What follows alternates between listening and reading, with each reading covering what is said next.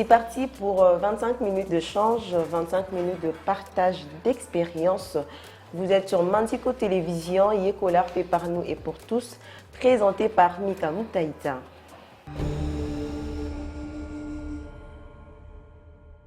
Je nous rappelle que Yekolar est une émission qui met en lumière toutes les valeurs culturelles et artistiques. Alors aujourd'hui, Yekolar reçoit pour vous un nouveau visage, c'est une femme de médias. Et nous allons tout de suite lui dire bonjour et bienvenue sur ce plateau de Yekolar. Il s'agit de Madame Nancy Massali à qui nous disons bonjour et bienvenue Madame. Bonjour Mika, bonjour Mandico. D'accord, merci. Bienvenue à vous tous sur ce plateau également. C'est toujours un réel plaisir de vous retrouver. Alors aujourd'hui avec elle, nous allons parler de l'image de la femme dans les médias.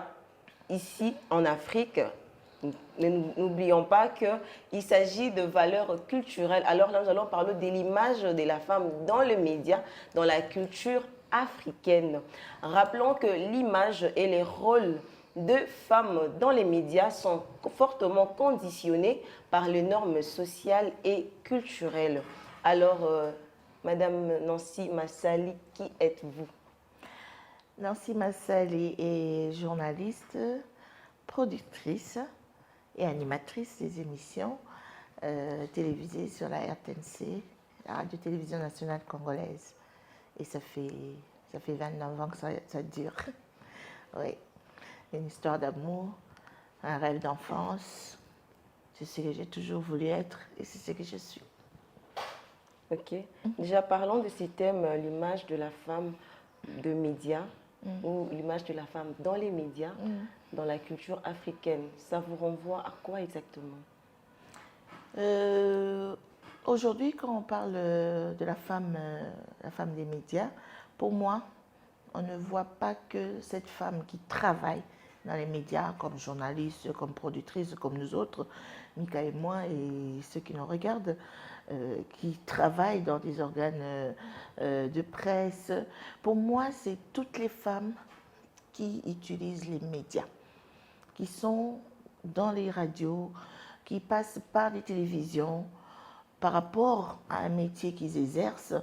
Elles sont aujourd'hui, pour parler de la femme, soit couturières, stylistes, comédiennes, musiciennes, chanteuses, elles sont pasteurs, elles sont politiciennes.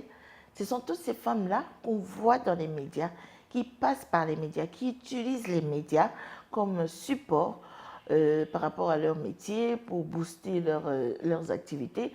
Pour moi, c'est aujourd'hui ça, la femme des médias. Et il y a une nuance pour moi. Donc, lorsque vous parlez de femmes des médias et femmes qui travaillent dans les médias, j'aimerais vraiment que tout le monde fasse cette démarcation-là, parce que nous ne sommes pas les seuls, nous journalistes, qui passons par les médias. Aujourd'hui, tout le monde pratiquement est dans les médias, tout le monde a compris que les médias étaient un outil fort qui pouvait aider dans tous les secteurs d'activité. Donc, par rapport à la culture africaine, et cette culture qui met la femme en arrière-plan et qui veut que la femme garde l'arrière-plan, que la femme ne s'expose pas.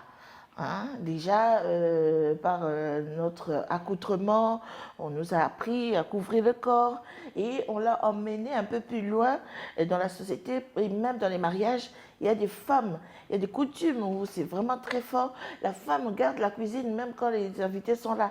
Oui. Vous imaginez, elle a préparé, mais n'a pas le droit d'apparaître devant les invités. Oui. Elle met la table et puis elle disparaît. Vous voyez à quel point on a voulu couvrir la femme. Oui. Bon, on va dire que c'était une sorte de culture de respect pour respecter la femme. D'accord, on est d'accord. Mais même cette culture africaine, on parle de quelle culture africaine? D'avant les années 60. Parce que je t'assure que la culture africaine, elle a fait du chemin aussi. Elle a compris aussi des choses. Hein, l'Afrique, qu'on le veuille ou pas, elle est quand même en retard par rapport aux d'autres continents. Très en retard. Je crois que c'est une des raisons, c'est parce qu'on a minimisé l'apport de la femme. On l'a réduit aux seuls travaux ménagers. Et ça aussi, ça a retardé l'Afrique. Heureusement que cette culture aussi a évolué. Aujourd'hui, la femme, elle est écoutée, elle est placée, elle est considérée. Et d'accord, il y a des femmes qui ont déçu, mais ce n'est pas tout le monde qui a déçu. La frange de la femme qui a réussi à donner l'impulsion à d'autres femmes. Aujourd'hui, il y a des métiers qui se féminisent même, parce que tout le monde veut être là. Parmi ces métiers, il y a le journalisme. Parce que les femmes, il y a des femmes qui sont passées avant qui ont impacté positivement. Et d'autres femmes ont voulu emboîter les pas. Et donc, et ainsi de suite. Dans la politique, il y a des femmes qui ont impacté et qui ont poussé les autres femmes à s'engager dans la politique. Et c'est comme ça dans tous les domaines. Moi, je ne suis pas, Mika, de ceux qui regardent le point noir sur un tableau vaste blanc. Je suis de ceux qui valorisent le tableau blanc parce qu'une fois que les valeurs sont glorifiées, sont promues, je vous assure qu'on risque, on est tellement nombreuses qu'on va étouffer le point noir et le point noir de lui-même va se sentir obligé de changer. Alors, mesdames et messieurs, je nous rappelle aujourd'hui que c'est un partage d'expérience. Alors, madame Nancy, nous observons aujourd'hui que les valeurs de la femme sont plus centrées sur son physique plutôt que sur ses compétences, son intelligence ou sa personnalité. Quel est votre point de vue par rapport à cette observation? C'est le mauvais côté de la chose, c'est le revers de la médaille, on va le dire, et il y en a dans tous les domaines. On ne va pas dire que tous les politiciens sont des voleurs, mais il y a des voleurs parmi les politiciens. On ne va pas dire que tous les médecins sont des charlatans, mais la médecine fait des merveilles, la médecine guérit. Il y a un pasteur qui a dit, si la médecine peut guérir, à combien peut votre raison Dieu? Il prêchait sur la guérison, vous voyez. Donc la médecine fait des prouesses, mais il y a parmi les médecins des moutons noirs, comme on peut le dire. Et c'est comme ça dans tous les domaines. Dans le domaine de la femme aussi, il y a des moutons noirs. Il y a des choses que nous devons absolument dénoncer et abandonner. Le physique de la femme n'a rien à voir avec son cerveau. Vous savez, la femme, elle peut avoir le physique qu'elle veut, mais sachez qu'il y a un homme qui va toujours tomber devant cette femme-là. Oui. Hein? Les choix, les goûts et les couleurs, comme on dit, ça ne se discute pas. Il vous est certainement déjà arrivé de rencontrer un couple, vous regardez, vous dites, ah, ils se sont vus dans le noir ou comment? Oui. Donc il y a des choses que les hommes avertis peuvent découvrir chez une femme qui n'a rien à voir avec le physique. Je pense que c'est une mauvaise façon de présenter la femme. La femme, elle a des valeurs plus grandes que son physique. Et elle peut ne pas avoir le physique que vous voulez. Parce que même dans ce domaine de physique, chacun a son goût. Il y en a qui aiment les sveltes, il y en a qui aiment les élancés et tout ça. On ne peut pas dire que le physique ici, c'est le modèle. Il n'y a pas autre chose à part ça. Non, pas du tout. Sinon, tout le monde allait épouser la même femme. Okay. Si on a différentes femmes, c'est-à-dire qu'il y a différents goûts et la femme ne doit pas se baser sur cet aspect-là. Et le monde, s'il vous plaît, aidez-nous aussi à ne pas nous focaliser sur notre physique. Montrer, aduler, plébisciter et élever les femmes qui ont des choses à donner, qui ont de la valeur intrinsèques, comme on dit, oui. Hein, qui ont un cerveau, qui ont de la connaissance. Je partageais tout à l'heure avant l'émission avec vous sur les innovateurs congolais. Parmi les innovateurs congolais, la deuxième édition du Forum scientifique de l'innovation au Congo vient de fermer ses portes. Je vous assure, je fréquente ce milieu et c'est plein de femmes. C'est plein de femmes qui sont dans l'invention, qui sont dans la science. Mais personne ne parle de ces femmes-là. On préfère parler des femmes à cabello, on préfère parler des femmes en make-up. C'est bien, c'est leur domaine. Mais il n'y a pas que ce domaine-là.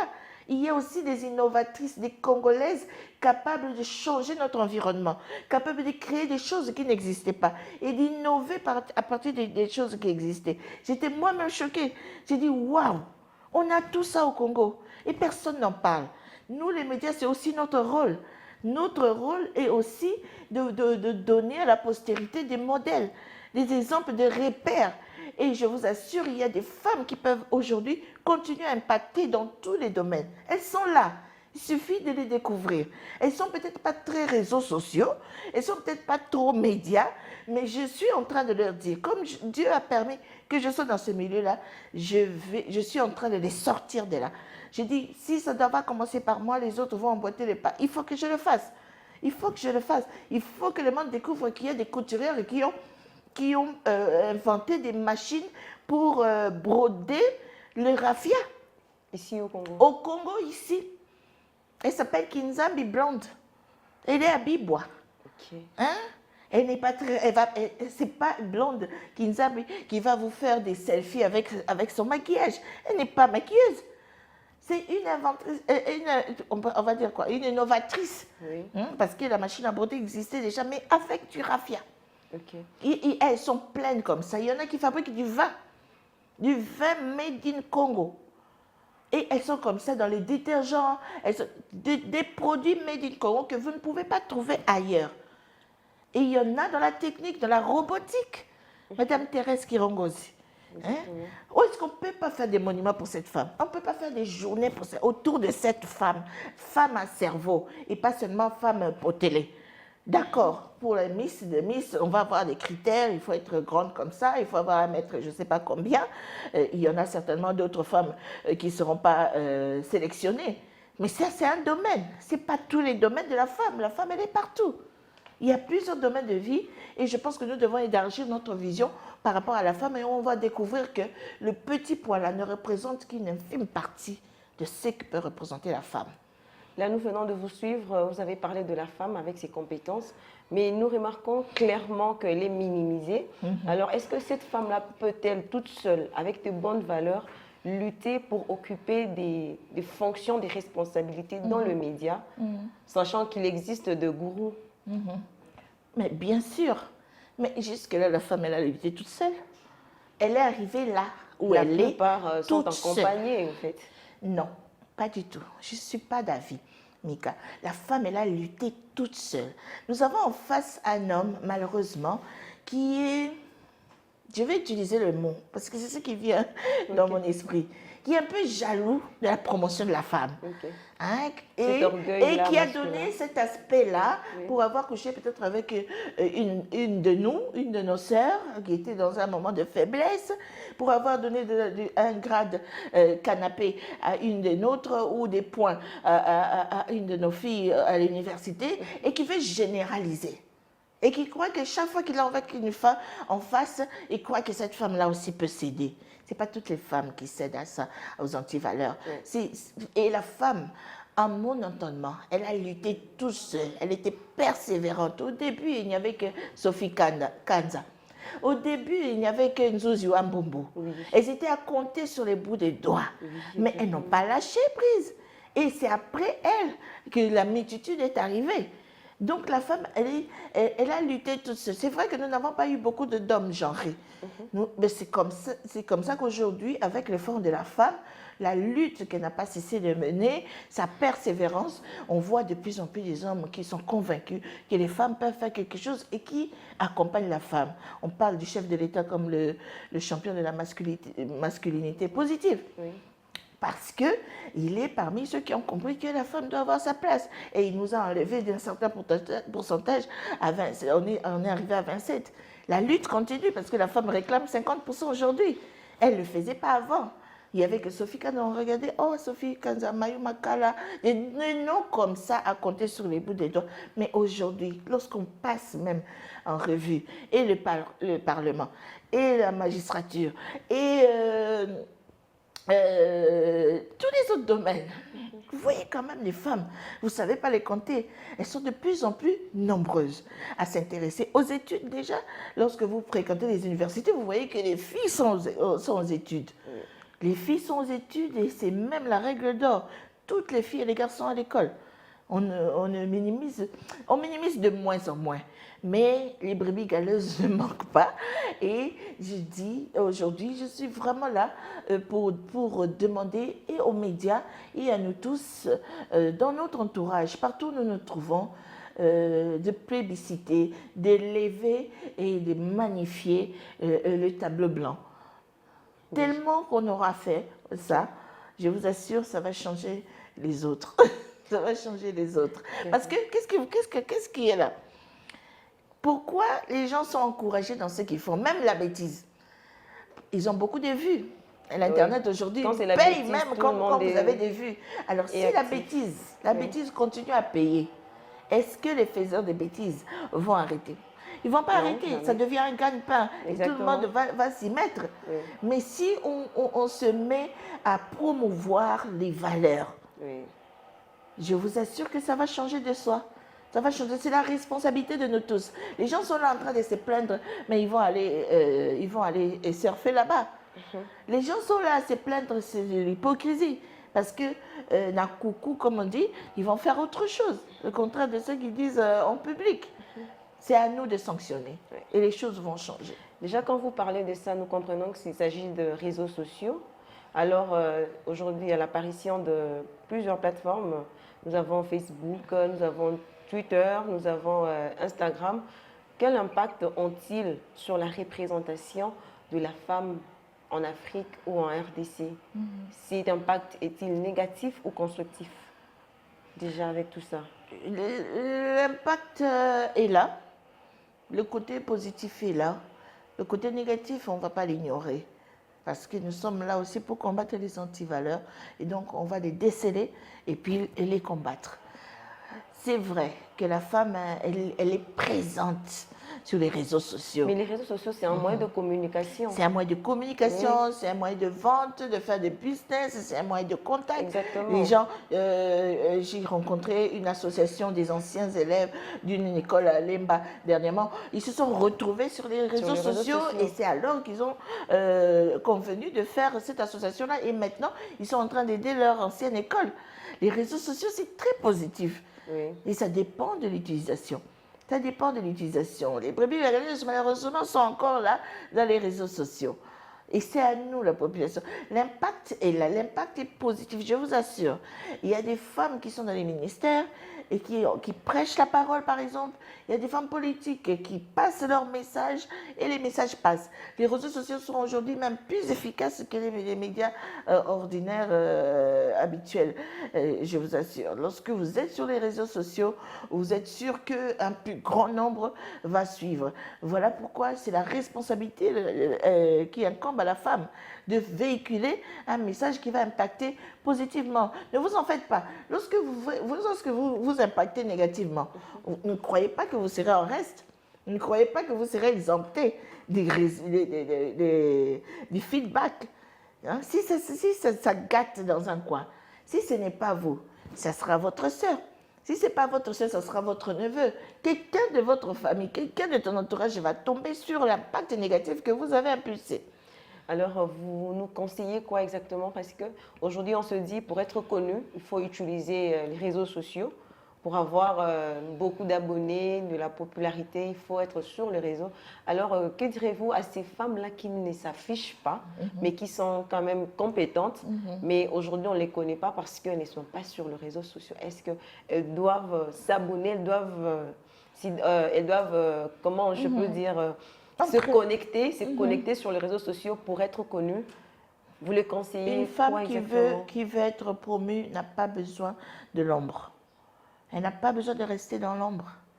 Tu peux être compétent comme tu veux, mais si personne ne le sait, si personne ne le sait, si personne ne vous a vu à l'œuvre, si personne ne vous a vu peindre vos tableaux, et ces personnes ne sont pas seulement dans votre quartier. Et les réseaux sociaux, c'est un moyen pour atteindre celui qui est au Sri Lanka et qui a les moyens peut-être de vous promouvoir. Je vous parlais du conclave des innovateurs congolais. Et tous se plaignent de financement. Ils n'ont pas de financement ici. Et d'autres ont reçu des financements d'ailleurs parce qu'ils étaient sur les réseaux sociaux. Quelqu'un les a découverts. Un bailleur de fonds s'est engagé et essaie de l'aider du mieux qu'il peut. Voilà comment la femme peut aussi s'ouvrir au monde. Nous ne voulons pas que ces femmes restent seulement dans nos pieds. Ils peuvent aller représenter et faire la fierté du pays ailleurs. Et les réseaux sociaux nous offrent justement ce genre d'opportunités. Je conseille à toutes les femmes qui ont quelque chose à donner de s'ouvrir au monde. Et le monde attend ces femmes solutions. Et c'est seulement, c'est pas seulement la RDC. Elles peuvent être une bénédiction pour la RDC, bien sûr. Devoir de rédévabilité, comme on dit, oblige le pays qui t'a donné la vie. D'accord, mais elle peut être aussi une bénédiction pour le monde. Elle peut être une solution pour les problèmes de santé. Je ne sais pas dans quel pays. Je veux que toutes les femmes, pour moi, les femmes doivent être connectées et les femmes doivent communiquer entre elles. Et les réseaux sociaux peuvent nous aider à ça. Éviter les antivaleurs, mais promouvoir les valeurs, oui. Éviter les anti-valeurs, promouvoir les bonnes valeurs. Alors, parlons de l'influence de quelques femmes qui ont figuré dans le média, qui ont marqué l'histoire de médias en Afrique ou ici au Congo. Vous pouvez nous citer quelques femmes, connaissez-vous quelques femmes qui ont changé l'image de ces femmes-là dans les médias? Vous savez, pour parler par exemple des femmes, elles sont tellement nombreuses, hein, parce que dans mon entendement, ce n'est pas seulement les femmes journalistes, elles sont dans tous les secteurs d'activité, dans tous les domaines qui ont impacté en politique, en médecine, un peu partout.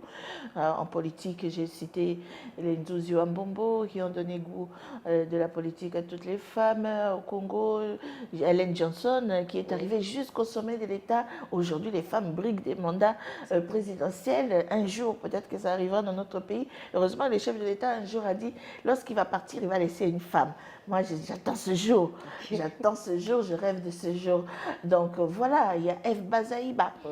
Eve Bazaïba, la constance.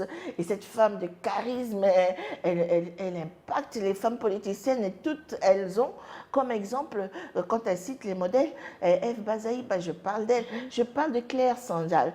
Sanzal, c'est une journaliste française. Pourquoi je parle d'elle? Parce qu'au Congo, ici, parmi les femmes journalistes qui ont impacté, il y a Chantal Kanimbo.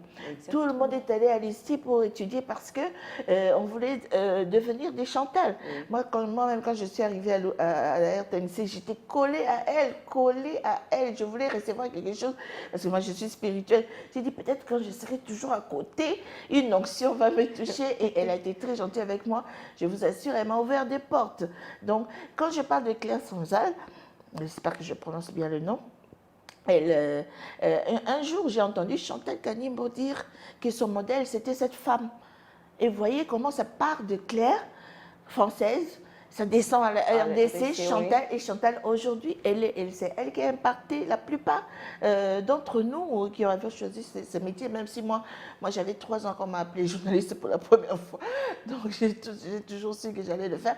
Mais il fallait des modèles, il fallait des repères. Et Chantal Kanimbo, elle restait notre icône. Hein? Et je parle quand on parle par exemple dans le domaine de la mode, c'est pas parce que c'est une amie, c'est devenu comme une sœur, Karine Pala. Il y a tellement de modélistes, mais lorsqu'on parle de Karine Pala, c'est une référence. Et c'est pas parce qu'elle est restée à son Bandal natal, non. C'est parce qu'elle a choisi les médias, oui. Parce qu'elle est présente dans les médias. Il y en a peut-être qui ont plus de talent que Karine, ça existe. Okay. Oui. Tous les jours au Congo, ici, les talents, c'est comme si Dieu, il est seulement sur le Congo pour nous verser et déverser des talents tous les jours. On en découvre tous les jours. Il y en a peut-être qui surpassent Karine Pala. Pourquoi elle? Parce qu'elle est là.